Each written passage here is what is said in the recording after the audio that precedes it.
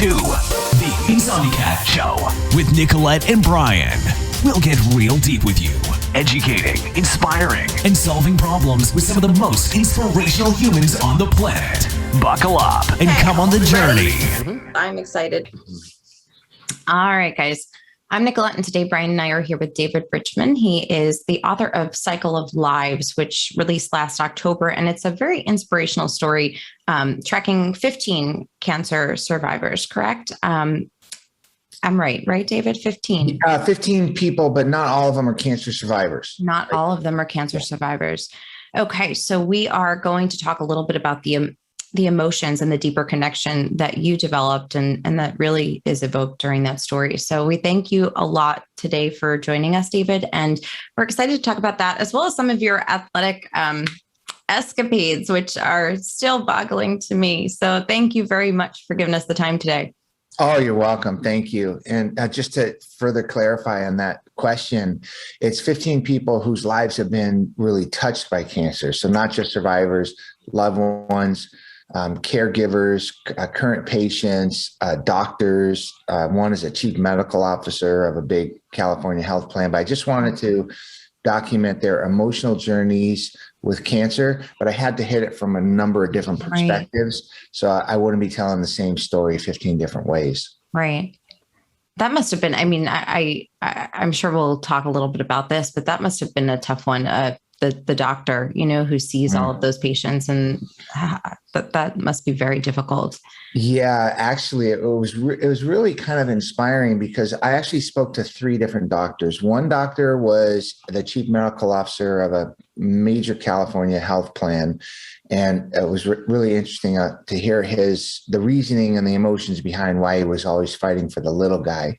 Mm-hmm. The second doctor I spoke to was a woman who escaped Vietnam at the very, very last night before the fall of Saigon, came to America with her family as a little girl, endured all kinds of racism, sexism to become a OBGYN. And then just the fear of cancer. She had non-cancerous tumors removed from her brain, but just the fear of cancer just overwhelms her. And I'm talking about her being a doctor, but specifically you're pointing out with the doctor was another one was a 40-year oncologist at NYU. Wow. And her story was just amazing. And just the desperation she felt over the years, over 40 years, to have people take her advice as patients because she'd lived this wonderful, fulfilling, beautiful life. And she was afraid. She had more depth of understanding that if people didn't take her advice, they might not get the life she had. Mm-hmm. Do you know what I'm saying? And so we really understood what motivates her to really care about her patients and really hope that they listen to her and that they get better. And it's very, very moving. Her story is very moving.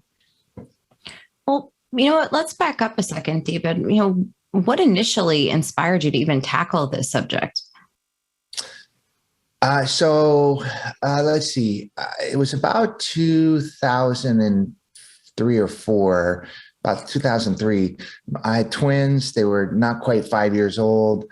I was in a very, very bad personal situation. I had to get me and my kids out of it and to safety.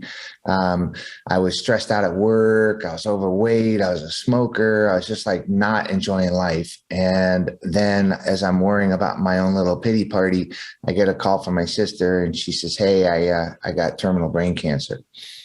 And I'm like, "Oh man, I don't have any problems," right? She does. But I mean, I got to take this as a wake up call that I got to start worrying about what I'm going to do in life and who I'm going to be. So that was kind of like the start of doing endurance things and kind of understanding the emotional journey of somebody who's got young kids and a beautiful marriage and all this stuff. And that's coming to an end.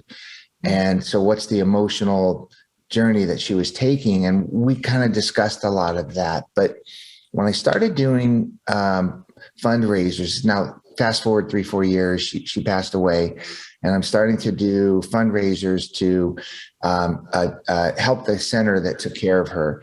I found that just people were not equipped to talk about the emotional side of it. Mm-hmm. Um, they're good about going to like, how do I get my kids taken care of while I'm getting chemo? How do I ask for time off of work? How do I navigate insurance? Blah, blah.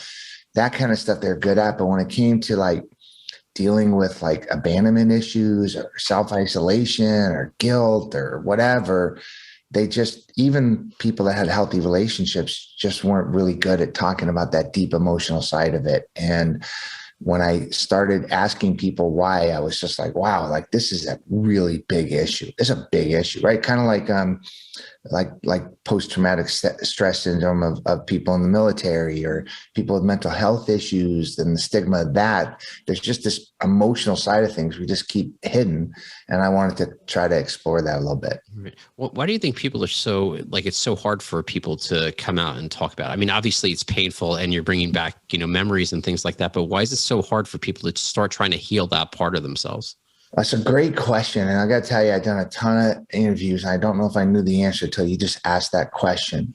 And that's because I think that what we don't understand, what I found out writing this book was I thought it was the cancer and how you do or don't navigate the emotions of that. But what I found out when writing the book was it's in relation, the emotional responses are in relation to the previous traumas that people have had. And so I think that if you've had, especially if you've had, it doesn't matter young or old, but let's say you've had traumas of you were in an abusive relationship, or you've had the suicide of a parent, or you had somebody walk out on you at a very important time in your life, or you name all the things that, made bad decision, you had drug addiction, or you were dealt a bad, hand. And didn't make the best decisions in life or whatever, all those things that we can all identify with. It's those things that now looked out in the lens of cancer, especially because cancer is so kind of mysterious, that it's that affects those emotions. So for example, if you were like abandoned by a parent as a kid, and then maybe that gives you a little bit of reluctance to form deep relationships. And all of a sudden you're in a period where you need some help and you're afraid to reach out to people. And maybe the first friend you reached out to is so freaked out by you telling them you got cancer that they're scared to talk to you. Then that just kind of, it's like, I'm not talking to anybody else. Everybody I talk to abandons me. Mm-hmm. And so it's those kind of issues that I discovered. It's the traumas in people's lives before the cancer and how that affects their ability, or more likely their inability, to communicate. So over the course of all of your research and your interviews, I think there's this recurring theme, and we'll touch on it a little bit with the athletics, this recurring theme of endurance. And you brought that up once. And I was wondering if you could, in your opinion, after speaking to all these people and after going through your own physical, fun, what does endurance really mean to you? So there's a couple of facets of it, right? And endurance, I think, means like being able to go further and push yourself harder than what you've been able to do in the past. Okay. Mm-hmm. And so endurance could be like one of the stories is a woman who endured a 4-year, ridiculously brutal physical and emotional relationship, just unbelievably abusive, and, ending with her coming to the realization that she's either going to be killed or she's going to have to kill him in order to escape. I mean, it was horrible. Shortly after escaping, new identity, the whole thing, he couldn't find, there's no way he could find her, that kind of thing. Shortly thereafter, she develops the first of what turns out to be 5 different cancers over a 35-year period. And so endurance for her means, right, she endured something that gave her some unbelievable inner strength and belief in herself, so that when cancer came along, she was just like, hey, I'm in another fight. I know how to fight, right? So there's that kind of endurance. For me, endurance athletics has given me an ability to always look forward. And I'll explain what that means in a second. And that I'm always thinking my best days are ahead of me, because I'm always trying to discover a little bit more about myself. And I think through endurance athletics, you can do that, because if you've never run more than 5 miles, if you run 10 miles, you learn something new, right? Mhm. If you run 15, if you run 20, if you run 100, if you run for 24 hours, if you just keep doing something more, something new, you're going to learn something new about yourself. And I don't want to ever be the guy that says, I know everything about myself, so I'm going to stop at this point. So endurance for me means figuring out a way to get one more round out of the fight, right? Figuring out how to work through one more problem at work. Just tackle something new and go further and harder than you've been able to go in the past. Do it for yourself, so that you can learn about yourself. That's to me what endurance is about. So I have a question. So with endurance, how, and a lot of it's mental, right? But there's a physical part. So how in sync, or what's the balance between those two? Well, you have to be a little bit crazy to do stuff for the book. I biked 4,700 miles in 45 days to go meet up with the people in the book that I had been talking to, right? That's a little mental. It really is. I was doing like 120 miles a day, like sometimes 14, 15, 16 hours a day, 41 out of 45 days in a row. But I learned a lot, right? I learned a lot. So physically, if you know it's going to hurt, then you just accept that and you go, okay, what else is about it? Like you take a boxing match, right? I don't understand. I don't ever want to be punched in the face, man. It just hurts. Like it hurts to be punched in the head, right? But they don't do it for that. They don't do it because they can handle the pain. They do it for other reasons, right?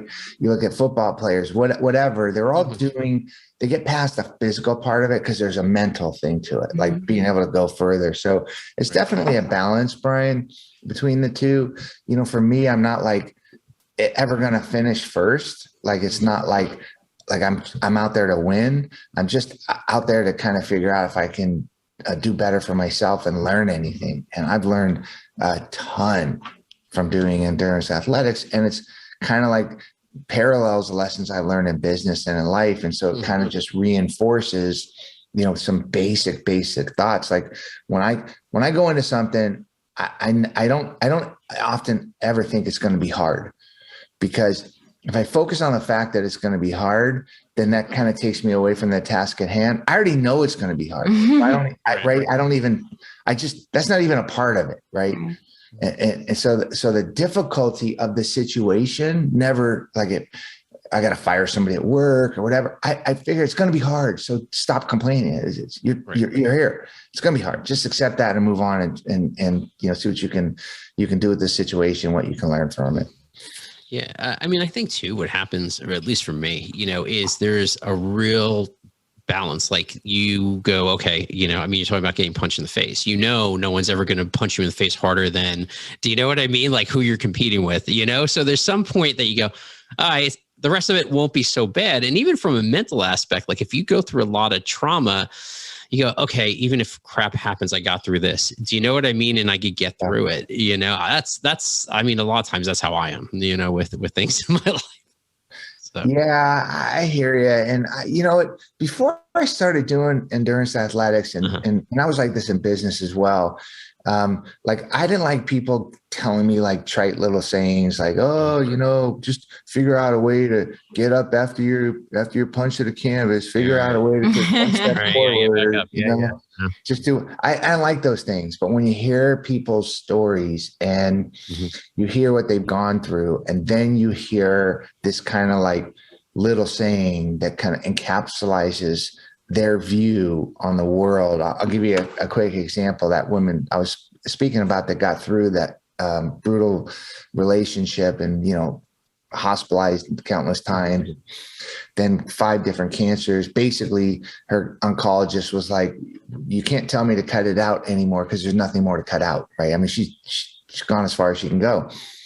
And near the end of her ordeal, and you can imagine all the millions of things in between that we talked about and how difficult her life had been. I asked her, I said, kind of what's your philosophy about how you handle each day? And she goes, oh, it's really simple. She goes, I figure out a way to put my feet on the ground every day. Every single day, I put my feet on the ground and I make my bed. She said, sometimes I crawl right back into it. Sometimes I'm able to walk a couple of steps. Sometimes I'm able to go about my day. She goes, but what my deal is, every single day of my life, I have to figure out a way to put my feet on the ground and make my bed. And I'm just like, if I didn't know her story and she told me that, I'd be like, whatever, Yeah. right? But when you hear her story and you hear what she's gone through and you hear how unbelievably difficult it is and how optimistic it is that I'm going to put my feet on the ground and hope that I can go about my day, even if it puts me right back into bed. It'll never leave me, right? That I get that kind of optimism. Like, I'm going to put my feet on the ground every day, no matter what, So I got to go back to something here. You said you rode your bike to speak to each one of these people. Now, that was how many miles? I did 4,700 miles. 4,700 miles. And you went from coast to coast. Crazy. Well, I zigzagged along the southern part of the United States. So I went, Southern California, San Diego, Arizona, like up to New Mexico, all throughout Texas, down through the Panhandle, across to Orlando, and then up to New York City. So zigzagging on the way up too. So it was 4,700 miles. Okay. So I have so many questions about this trip, but let's just go with the most obvious and insightful first. What did you learn from that other than, I can do this? Yeah, that's a lot of alone time. That's a lot of alone time too. So there's a lot of thoughts that are going through your head. Yes. Yeah. You know what? You hit it right on the head, Brian. And that is that alone time. It's amazing. So what did I learn, Nicolette, is that you could solve a lot of problems when you're out alone on a bike in the middle of Texas for 12 hours, dude. I mean, you can solve a lot of problems. And we often don't get a chance to get our brains to kind of calm down to that level. I mean, who doesn't know, like you go crazy for a couple of years and you finally are able to arrange your life so you can take a 2-week vacation or something. And it takes 4 days to even unwind and realize that you're there, right? And it takes a week before you stop looking at your phone every 5 minutes or whatever. It's like whatever it takes for you to calm down and contemplate. For me, endurance athletics does that. If I go out for a 30-minute run or a 60-minute run, not much happens. But when I start running 2, 3, 4, 5 hours, I'm solving problems. And so I wanted to I talked to everybody for a couple of years, Nicolette, and then I wanted to bike to them, to meet them for the first time. So I figured that's a good way to connect those stories, right? Mm-hmm. So I was contemplating their stories. I was thinking about my conversations. I was trying to gain some insight into, what they had gone through, just collectively being in a kind of a Zen place while I'm biking to think about it. And I also, kind of was probably able to solve some problems that that were in my own head and heart. So it was actually, even though physically it was just a beast, it was unbelievable, but mentally and emotionally, it was really pretty cool. Okay, here's my question. Did you stop? You stopped to sleep, right? Did you get a hotel? Was there I have so many. He slept on the bike. He slept on the bike, just pedaling in his. What about when it rained? I mean, I've got so much. Dude, that's so hilarious. I actually biked in Florida. Where was I? I was in North Carolina, maybe Georgia, when a hurricane hit. And it was ridiculous. I'm out there with a poncho on me, and I'm biking in 50-mile-an-hour winds, 5 inches, 6 inches of water on the freeway. And the wind's so hard. I'm going 4 miles an hour on my bike. I barely can stay up. It was brutal. The first 12 days, the high temperature never was below 100.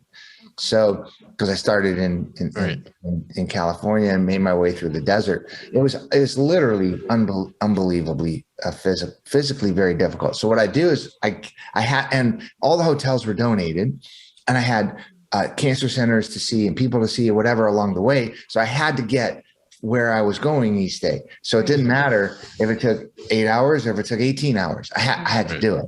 So I would literally wake up in the morning, put my biking clothes on, jump on my bike, leave the hotel, go go about my day. And then at the end of the day, which was usually middle of the night, I'll get off. I figure out a way to get something to eat. I'd stomp my clothes in the shower to clean them off. I'd pass out. I'd get up in the morning and do it again. I did that for 41 out of 45 days. I did take 4 days off along the way because I was just toast. Yeah. Eventually, your body burns out to some degree, right? You should have taken that poncho, attached it to your handlebars, and just used it like a sail, man. And just. Oh, I know. Except I learned one absolute undeniable truth, and that is no matter which direction you're going, if you're biking across the country, the wind is always in your face. Always. It's freaking brutal, man. It's literally, it was kind of unbelievable. And talk about being tired. I'm not even exaggerating. It took me about a year to recover. I was so toasty at the end. I mean, if you've ever ridden a bike, you'll know I would, let's say I hit a red light or something, or I stopped to get something. I start again. Like I'd have to be in my easiest gear and pedal the slowest you could ever imagine because the burn in my legs was just unbelievable. And it took me like a minute to slowly get to the point where I could take some resistance against my legs. And then I could go and it'd be okay. And I'd be all right until I stopped again. But if I stopped, I'd have to go through that whole like minute or two building up, just getting rid of all that lactic acid and being able to just tax my muscles just a little bit more. Man, at the end of it, I was a wreck, man. I was a wreck. But it was fun. So I have a question. So, right, you're doing these endurance things, and I do the same thing. I'm a jiu-jitsu guy, and I also run, right? So running, I always say, is my thinking time, and jiu-jitsu, nothing in the world bothers me, right? Because someone's going to choke me or whatever. So here's my question. What about for people, because, when you're doing these things, you get into a certain zone, right? What about for people who can't go and run for 30 minutes or half an hour? How can they get into that zone to sort of look at their lives? Yeah, it depends on how good you're at it. Like it sounds like, Brian, that you're really good at getting into that zone a little quicker than I am. It takes me a while to get into that zone. I have too much going on in my head that it takes a while to kind of unpack it and be in a calm mental space. But I would say that you could find whatever that thing is.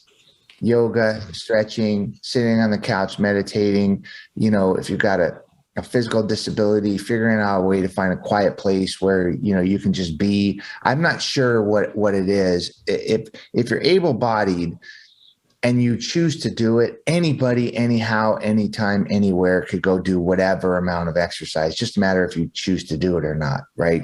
I've got a friend who's in Washington right now. He's going out for a 7-hour hike today. Why? He's got the day off. He's like, I'm going to go for this hike. It's probably about a 7-hour deal. And I know he's going to be so happy mentally when he gets back because he never spends any time alone. So he's going to be 7 hours alone. He's going to solve a lot. It's just so, if you're able-bodied and you don't have any, major issues going on, you could do whatever. You could swim, you could bike, you could run, you could meditate, you could yoga, you could walk, you could stretch, you could do whatever. But for me, it takes more time to kind of get into a more Zen place where I can actively try to figure out what's going on in my head rather than all that chaos, I don't have anything that works, so noise never stops. So I keep telling her, going to the gym is not like real exercise. Like lifting weights doesn't count. No, I don't. And I don't do that for my mental silence. That's just so that I feel better physically. But I mean, there's a circus going on all the time. The freak show. I often think we don't have time to sit down and relax. I mean, look what's going on with the pandemic, right? Look at how much stress and anxiety is coming out of this thing. And it's because we've been forced to kind of be alone and we're all missing out on life and we're all anxious because we looking at social media and everybody else is living their best life and we're stuck at home or we're just not in a good place or whatever. And I think it's because people just aren't comfortable, like realizing that at times we're going to be like, there's an in between the caterpillar and the butterfly, man, where you're just wrapped up and you're just alone trying to transform yourself. And sometimes that's a scary place if you don't know how to do it. And I found myself in that place before in my life where I purposely don't like look inward or solve problems or attack something I need to attack. And then, a couple of years down the road, I go, what the heck were you thinking? Like, why didn't you just take time and solve the problem? Well, speaking of everybody finding their own, what works for them, let's think about the readers of this particular book. What do we want them to walk away with? And I'm sure it's in line with something like that. Oh, absolutely. And what I set out to do on this project was really a big goal and a little goal. The little goal was to raise a little bit of money. All the proceeds, 100% of the proceeds from the book are going to support the cancer-focused charities and other charities that were chosen by the book participants. So that's a small goal. But the big goal is to better equip people to understand what people are going through or what they have gone through so that we can better communicate and really start these tough discussions about the emotional side of things. And it's so funny. If I could tell you a super quick story, along the way in New Mexico, a friend of mine was supporting me on the bike ride for a few days. And he said, "Hey, I was wondering if my dad and sister and a bunch of my family members could take you out to brunch. They know about your book. They're really excited about it." I'm like, "Absolutely. Big Mexican family in New Mexico." I said, "Great. Yeah, let's go to brunch." So the dad's in his 70s and he pulls me aside and he's like, "Hey man, I don't know if Jerry told you, but I went through some cancer about 15 years ago. This book you're writing is such a good idea, man. People need to talk about their emotions and they need to talk about what's in their head and their heart. And it's really so important." And I'm like, "Wow, that's great."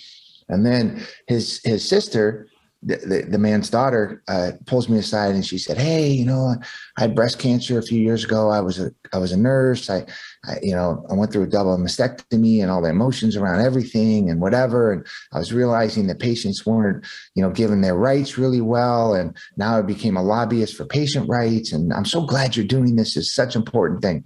So we go through the brunch, we finish the brunch, and I go, "Look, not everybody is a family like yours that talks about their issues." And both the dad and the sister put their hands in their laps and put their heads down. And I go, "What?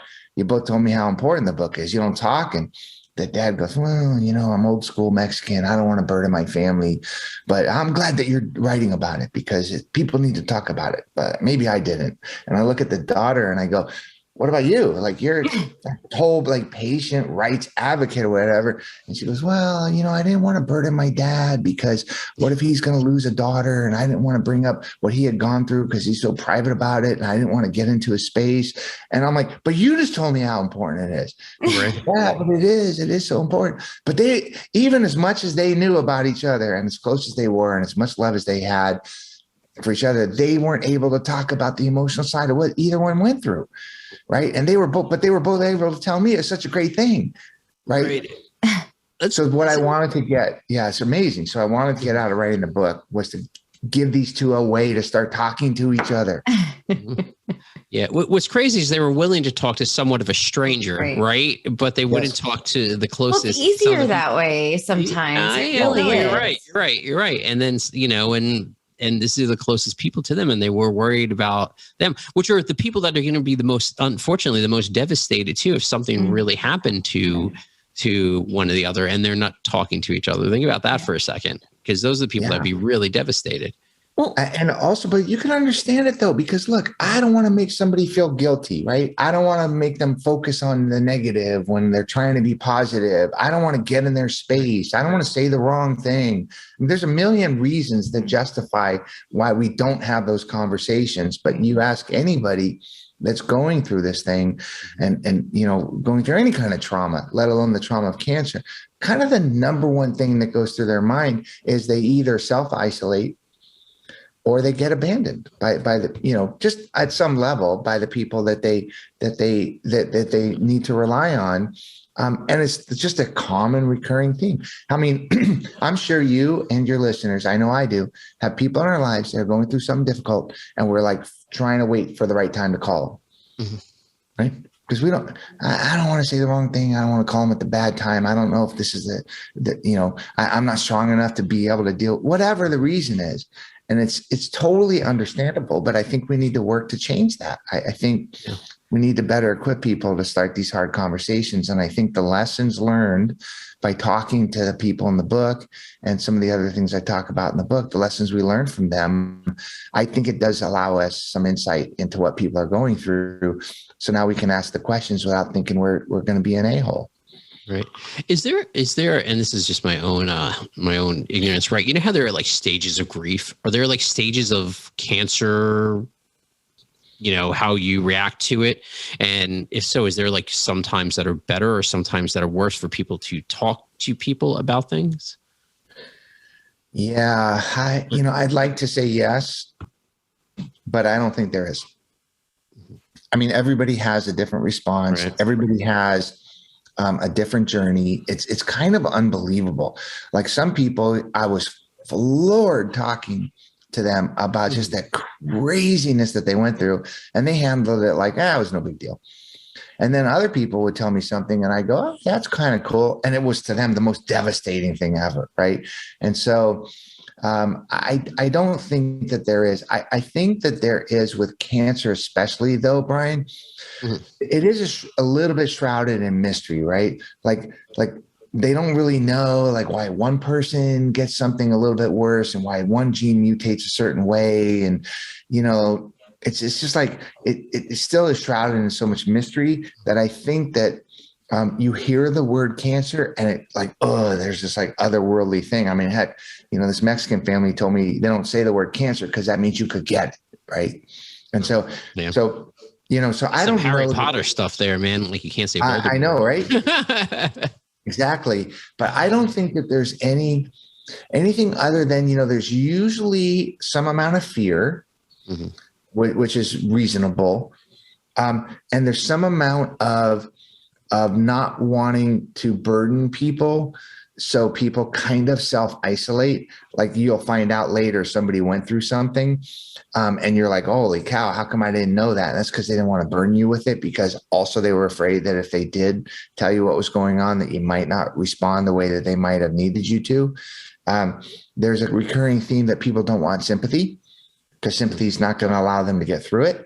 Right. So there are some kind of similarities, Brian, but everybody's journey was so different that I don't think that there's any logical kind of like, how do you deal with death or whatever, right? So I don't think so.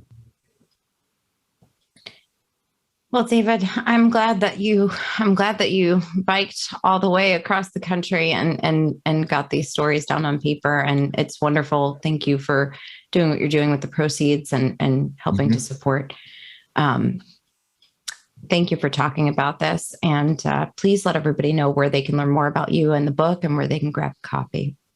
Sure. Well, thank you. I definitely appreciate that. So the book's available wherever books are sold, Amazon, Barnes and Noble, bookstores, or whatever. It's available as a book or as an ebook, and very soon as an audiobook, which is really cool because I had, there's 15 different stories and they're all told kind of first person from that person's point of view. So I had 15 different actors do each person. So it's a super cool format. Can't wait till it comes out. And like I said, all the proceeds go to the organizations that they chose. You can find out more by going to cycleoflives.org or just look me up, David Richman, and the books will come up and you can see which one you like. And hopefully if you do read it, it'll give you some insight into what people are going through. So you can just pick up the phone or knock on the door and start a tough conversation. Or bike across the country. If you're dumb enough. Well, thanks again, David. Yeah, you're welcome. Thank you for having me on.